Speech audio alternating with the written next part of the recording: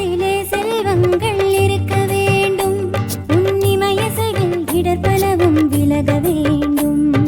உள்ளத்திலே ஆனந்தம் நிலைக்க வேண்டும், பாபா உன் பெருமை ஓயாமல் பாட வேண்டும்,